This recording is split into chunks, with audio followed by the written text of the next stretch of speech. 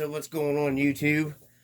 Doing a little walk around. We're gonna call this a just my take, I guess, my review on said FMS Mashigan we have up right here.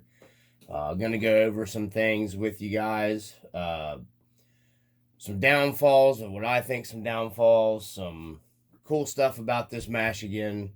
I did not get this one in stock form. It had a leaf spring conversion on it already. As you can tell, I have got a lot of run time on this thing, a good bit of run. Not long term, but I've had several runs out with it. I've put it through some paces and stuff. So I didn't get to run it and test it out and with links on it. The link setup. So, this is going to be based off my experience with this leaf setup. I had a guy asking me about the cage stuff the guy modified and the fenders. So what he did was, this is still the plastic fenders. He come up in here and notched the plastic fenders. Made a scale flat fender conversion. They actually sell these for the real 1-to-1. So these are steel. This is metal. He fabbed all these up, hooked them into the factory plastic part of the fender right here, and then made a steel, there's a steel plate piece here, like rock armor, like they make once again for the real 1-to-1 Jeep. It's bolted in, this bolts to this, and this all sandwiches together and makes it it all seals it in with the tub. That's what he did right here. My son's Jeep has these fenders on there. That was another good trading point for me when he offered the deal, because I can paint this up and make it look like our 1-to-1 off-road Jeep really easy, because this is really similar to that Jeep. So getting back into, I did add a winch, and I kept the factory setup here because I like this. It's nice and clean and open. It's got good clearance. So I reinforced this plate underneath here. And underneath here, there's a thin piece of aluminum underneath of all this, and it's bolted into the frame. And then I hit it, and then it's just a thin piece of strip of aluminum that's heavy duty enough. Everything is drilled, and the winch is bolted down, so I can actually winch from this setup without changing a bunch of stuff. And the Traxxas winch was actually really nice and fit this really nice in scale, and I just peeled the Traxxas stuff off of it. Because, this winch is pulled fine for me. I'm not doing stupid stuff with it. I'm not lazy. If the truck gets stuck, I'll reach down and pick it up. But this would scale pull you out of, or help you get up a hill or something if you're doing some scale stuff. So I thought that was pretty fitting for it without having to spend the money to buy the real big expensive RC four-wheel drive winch, because I had this laying here already. Back into body wise, this thing, you couldn't ask for anything better. Like I said, I have two YJs that I wheel all the time. We have one off-road YJ that's crazily just a 4-cylinder that absolutely kills it. Thing works really well even for being a 4-cylinder. So this, you couldn't ask for a better replica, in my opinion, to the YJ Jeep that FMS has done here. This thing is perfect. It's got the opening doors, folding down windshield. The hood opens. I've added a piece of Velcro in there. It has an opening tailgate back here. The tailgate opens on it. What else we got here? The doors come off. The top comes off. It has a full hard top. I wish FMS would offer a soft top, some kind of soft top for it. This one does have an aftermarket cage that's pretty heavy. It's a steel cage. I figured it would hurt the performance of it. There's a closer look at it. It's drilled, bolted in here. It's drilled and bolted in here. And it's drilled and bolted in here. Just like a real Jeep, it's got the mounting points in it. The only thing that they messed up with, FMS did with this body, is it doesn't have an actual step down here. It's just it comes down flat down, where there should be a step and then come down. That's the only thing that that I can tell that they really screwed up with the back part of the Jeep tub. When it comes to the YJs, and I think the CJs have it too, there's like a step down here your roll bar bolts down into, and then it flats down. Other than that, this thing is like a dead ringer. I mean, it's perfect. That's why I'm super happy. Okay, so I'm gonna get back into it. What I was saying was, I was totally against one of these, mainly because it's size. I wish they would have done this in, let me grab it here. I wish they would have done this Jeep FMS. This is what you need to do. Right here. Right here's what you need to do. You need this Jeep in that size for the 1/10 world. Now, that's just my opinion. I know there's going to be some people not like it, but I don't really care. This is the size that you need in this, with this detail. Let me slide this back here real quick. Try not to take too much longer. Not that I don't like this, and you get really good performance with this being a larger scale. And this thing does, don't let it fool you. They will perform. You can set them up. Even with the leaf springs, this thing performs well. We've went out. I've ran with some pretty modified trucks. And this thing holds its own, even being leaf spring. So don't let it fool you because it's size and it's a hard body. And I've even got stock RTR. These are just, I didn't do it. The guy Godoff has them on here. These are the Super Swamper IROX from Red Cat, which he's got some different foams in these. They actually perform pretty well, surprisingly. I know most people seem to hate those tires, but they actually worked really, really well, and they're the perfect size for this truck. 4.75s are a little bit big for this. I've had 4.75s on it, and hold on, we're going to have to spin this down here. So back into the scale of this, they got this thing like perfect, guys. So if you're on the fence of getting one of these, dependability, honestly, if you take anything out and you just beat it and you bash it and not actually do crawling with it, it's going to break, especially hard body stuff. You're going to bust it up. I've been pretty hard on this thing. I've rolled it a lot. It's seen some hard use. Long term, I couldn't tell you, but nothing's really broke off of it. I did take the doors off because the doors are prone to open, even though they do have a latch right here. And when I'm off-roading and cruising, I never have the doors with the top or nothing like that on my Jeep, on my 1-to-1. So, I thought it was more fitting to have them off of this one. I am looking at getting a better, more scaled out, better driver for it. That's more fitting. So I am going to be detailing that out. But as of for the rest of it, I'm super happy. The bumper could be used to be brought up a little taller in the back, a little closer to the back of the tub. That's my opinion. It does get you hung up a little bit, and there's not a whole lot of bumper options out there for this thing unless you modify something to make it work. Like I said, if you're on the fence about buying one of these, I'm not trying to sell you one. In my opinion, bang for the buck, $329 in the US. I know stuff's more expensive other places. My opinion, I would think that it would be completely worth the $329. You're getting a lot of RC here, guys. You're getting a really super duper, unequivocally beautiful scale hard body. Number one, you're getting, and that right there, that body is, if it, like I said, I know it's big, but if you're a Jeep guy, buy one. You're not going to not be happy with it. That's my thing. I'm a Jeep guy. So that was my number one thing, getting these. I just couldn't, I had to get it. I'm a Jeep guy. So it was a no-brainer for me to get one of these. And it's a hard body, and I love hard body stuff. So if you're a hard body RC guy and you like scale stuff, I know it's big, and a lot of guys, blah, blah, blah, it's not scale. It is scale. The scale details are fantastic on this thing. The dash is ridiculously to the 1-to-1, scaled out. You don't have to search around forever. I don't know if I can get a better view there of the dash. To try to find, this part or that part or this 3D printed thing to this 3D printed thing to this company used to make that. Like I ran into with this, your typical RC four-wheel drive. Do this again before we get much longer. So the drive shaft seemed to be holding up okay. I know guys said the dog bone main input shaft craps out on them. I don't know. This one was upgraded from the factory. Here's my thing.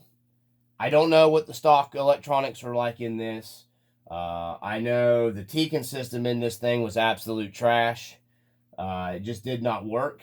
And I think it's because it couldn't be pinioned down any further from what he had it. And he had a 35 turn. I think if he'd had a 45 turn in there, it would have been a lot more user friendly. I think the 35 turn was just too high turn of a motor. Because this thing is like almost perfect dead on. And all I have in there is some cheap electronics. It is a Holmes Hobby 12 turn 550 can Crawlmaster on a 3S LiPo on a cheap just Red Cat Hexfly ESC at 50% drag brake. And because these do have an adjustable drag brake on them, so they are kind of nice. You do have some adjustability there. I'm going to put a 1080 in it. And then I have a stock Red Cat steering servo in here that's working out just fine. And then my GT3B Fly Sky in here. I got to clean up the wiring because, you know, I've just been out enjoying it. But I am going to put a 1080 in here and leave this motor in it. I'm not going to put a 2-in-1 in here. This thing has been absolutely fantastic trailing with this setup, how I have it right here. I don't have a problem at all with the Holmes Hobby brush motor still. People can say what they want about brush motors. There's still market. Okay, so back into it here. I had to turn my camera off and restart it because I had it in Ultra HD and it was overheating, of course. So, back into the Mashigan, what I was saying. Yeah, I mean, I think it's totally worth the price. The stock tires, I don't know that come on it. I know they're like a Hyrax clone. I've never tried them. I don't really care. For what you're spending on here, even if you have to buy like this cheap little dry shaft that's on here is one of the ones you buy on eBay or Amazon for like $9 to $10. I've still got the plastic dry shafts on this one here, and they've held up, and I've been kind of harder on this thing, so I'm not worried about that. So if you've got to buy, at say a $15 main shaft to do away with the dog bone, and then you spend $50 on tires, and you spend $30 on a nice set of beadlock wheels, you're still cheaper than going out and buying a certain other brand hard body. And you're still doing scale. And since we're talking about scale, if you go out and you're taking this YJ, and it is bigger, if you're going out and doing stuff with, you know, say like the TRX4s and that kind of stuff, it actually don't look too bad on the trails next to like your TRX4 F-150 high trails and your TRX4 Blazers and like that stuff. This looks more at home with, in my opinion, the other stuff's more 8th scale. This is more, being a Jeep, it would be more of a 7th scale. Not really full 6th, I don't think. It'd be more 7th scale, in my opinion. It's definitely bigger than what an 8th scale Jeep, because Jeeps have a short wheelbase on them. I think this would be more ranked up there around with a 7th scale. So, with that being said, if you're going out and running this with like the guys running like the Blazers from like Traxxas and FMS and all that stuff. Now, the FMS Blazer is even bigger than the Traxxas Blazer, so it would probably look pretty at home beside this running on the trails together. See, get back into going over some other stuff with it here, guys. We'll flip it over so you can see. It does have the stock plastic dry shafts in it still. The leaf spring, this is an FMS leaf spring kit, and it works fantastic. I'm still working out a way to get some actual scale shocks mounted to this. I don't want to put coil shocks on it. I want to try to get some scale RC four-wheel drive shocks on this thing. And I want to get the ones where I can actually fill with the oil. The more expensive ones, when I do figure it out, I just got to figure out what length and how I'm going to mount and make some stuff to mount them. Because I want to fill them with some heavier weight oil just to help with the pushback on the leaves on this so I don't bend up the leaves on it. But I haven't had any trouble with any kind of real bad, like it does get a little bit of axle wrap, but not like the RC four-wheel drive stuff does. I haven't seen a need to having any wrap bar on this thing.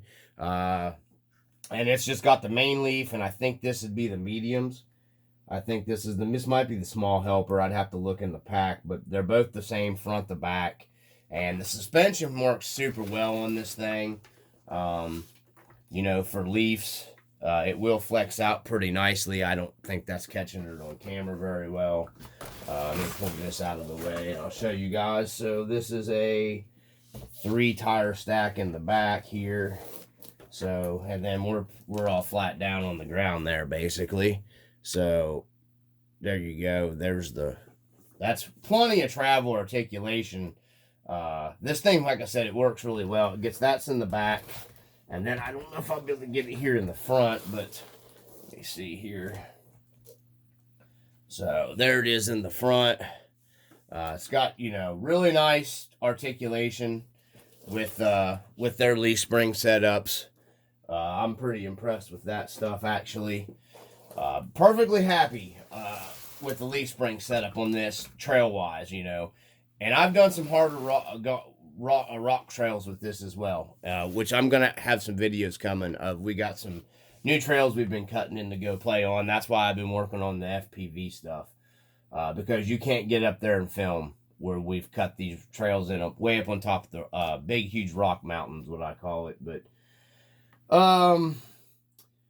everything is a 12 mil hex on these. These come with a plastic 12 mil hex.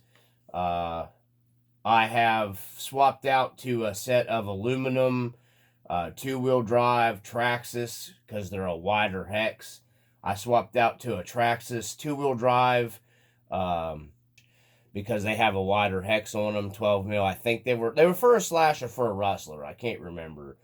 But anyhow, I swapped out to those to aluminum all the way around on this to widen it out a little bit because I had them. I could have just put a wider hub, a couple millimeter standoff on it, but I had those, so that's how I did this to widen it out a little bit, just to make it a little more stable, and it wasn't wide enough. You know, you could get some offset wheels if you wanted to go that route too. I do want to find a little better tire for this thing because I am running it a lot. So that's probably the main thing I'm looking at upgrading next will be my tires. Something that just, you know, works a little bit better. I'm looking at probably some Rock Beast maybe, or I don't know. Something in a 4.5-ish to 4.6 range. 4.75s just look too big on here. They just don't look right. So I got to figure out that and figure out foams. This thing is pretty heavy, so you're going to have to work with all that because once again, it's a hard body scale kind of truck. So you're not going to have that super simple Lexan stuff. Trying to go over an overview, trying to cover everything for everybody. There you go, buddy. I don't know if you watched this video. Tom, I think was your thing on here. This is inside of the cage, how he has it bolted down to the floor.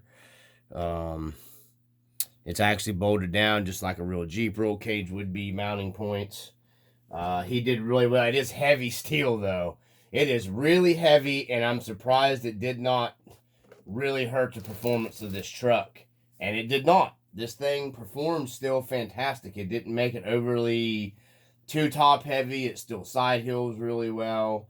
You know, I think the plastic one that came with it, or the one that came with it from the factory, is plastic, so this thing is super nicely built. He did a great job on it. I did not build any of that stuff, and I'm super happy with this thing. So, to conclude this before we get much longer, I just want to say, if you're on the fence, like I said, buying one of these Mashigans, the number one, if you're a Jeep guy, buy it, in my opinion. Number two, if you don't care about the size of it, definitely it's worth buying. You know, it's the body mounting system down to the chassis, I thought maybe might be a super duper weak point on it. I've rolled this thing pretty hard from some pretty far distances. and not broke the mounting of the body down to the chassis, surprisingly, especially with this heavy cage on here. I think if you're going to drive medium trails with this thing, it's still probably going to work pretty good. It's honestly probably going to work better with the links. So I think if you got some nice weight down low and you got the links on this thing, I don't see any problems with it being dependable enough. I did have problems with the steering on this thing. I got to thank somebody on here before we get off here. Sir Chirps a lot here. You can find him on YouTube. He helped me out a lot with the bending this, and this is probably, I don't think the link one has this problem. I think it's the leaf conversion because it changes the geometry of your setup. I ended up having to custom bend up this link right here on the front of it with the leaf setup in order to get it to clear right here and to get my steering. So now I get lock to lock and I can actually adjust my endpoints so I'm not over pushing, burning up servos. So yeah, so that worked out really nice. I have to thank him for that, for helping me with that. Everything else I'm like super impressed with on this thing, guys. I'd love to have one of these in stock form with like the links and stuff on it to go out and run them together. I can already tell you I'm 100% sure the link truck would definitely perform.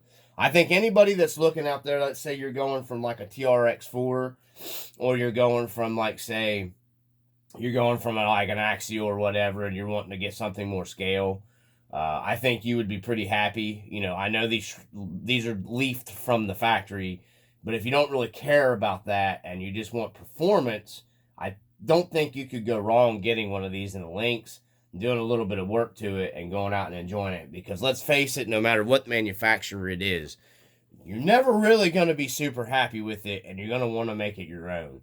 So no matter what brand RC you're going to buy, you're not going to be super happy with it taking it out of the box and taking it out and running it. So with that being said, you're going to have to modify anything. Axial, Traxxas, any brand out there, you're going to have to make changes to. Some people are happy with them taking them out of the box and running them. And some of them do better than others, obviously. But you're going to have to change stuff around eventually. Because everybody's style of driving is different from everybody else's. That's one thing you got to take into account. So, making the changes to make this how you want it, I think this is a good buy. You're only paying $330 for this thing out of the box. You know, I was looking at the Axial CJ7. Just because the nice scale Jeep stuff, you know, is hard to come by. I've been working on this YJ forever trying to find parts on it. I even dealt it off and traded it off at one point in time, and I traded it and got it back because I ended up finding more parts, and I got the parts, and I dealt the guy, got a hold of me. He said he wasn't interested in finishing it. So me and him worked out a deal. I got my YJ back. It's just, it's nice. It's hard to find actual nice scale Jeep stuff. The CJ7's actually pretty nice. I think the wheelbase of the CJ7, I think if you were to take this out and take the CJ7 and run them together, once you scaled out that 7, I think they would look pretty good together on the trail. Once again, the CJ7 from Axial is Lexan. So you're getting an even better deal because you're getting a hard body here. And you're getting a full drop floor in this thing. It's just well worth it, in my opinion, for the $330. I can't see anything go. I mean, the differentials seem like they're pretty beefy in this thing. They make aluminum knuckles and steering hubs for the axles on this. And axles, are they really that big of a deal? Because everybody swaps axles out. Everybody wants to toss Vanquish crap under everything. I haven't had the need to do that with my stuff. But I'm sure you can toss some Vanquish stuff underneath here if you wanted. Some Curries or some Rock Jocks, or like I have some knockoff not Rock Jocks underneath my Axel 1.9 Wraith. You can put whatever you want under here. AR-60s, you could do some AR-60s if you can get your hands on them. People think they're worth $1 million because stuff's been discontinued in the Wraith world. But I don't want to go down all that. That's a totally different video. I'm just trying to go in depth here. So really, even are the axles that big of a problem? Because you can put under it whatever you want. From what I see on most of the groups, everybody buys something and rips everything out of it anyways and puts something else under it. So, you know, is that even a problem? The transmission's pretty solid in this thing. It's a pain in the butt to work on. It's got mostly metal gears and stuff in there, so I can't see you having any problems with the transmission. So once again, we're down to just swapping out your diffs if you're worried about. I can't see this thing blowing a diff apart, in my opinion, but I think once you fix that dog bone dry shaft in the front of it, that input shaft, I think you're going to be fine. You know, and everybody wants to upgrade their electronics, so you know that's the first thing. People half the time I don't even think they run them; they just rip the electronics out of them, which is kind of ridiculous to me. But I'd rather go out and see what actually needs changed on it before I go out and rip everything out of one. But you know, that's me. That's how I do it. So once again, I think you're still getting one heck of a deal here at $330 when you start looking at the price of the CJ7 from Axial. You can make anything perform. Don't matter what the manufacturer is. You're just getting a really nice scale platform already here, guys, with a nice solid chassis. This is a C-channel steel chassis. So I don't want to go in any further here. Hopefully that answered most questions, and it was a little review here for you guys. I tried to do my best. From the RC Dungeon, as always, peace.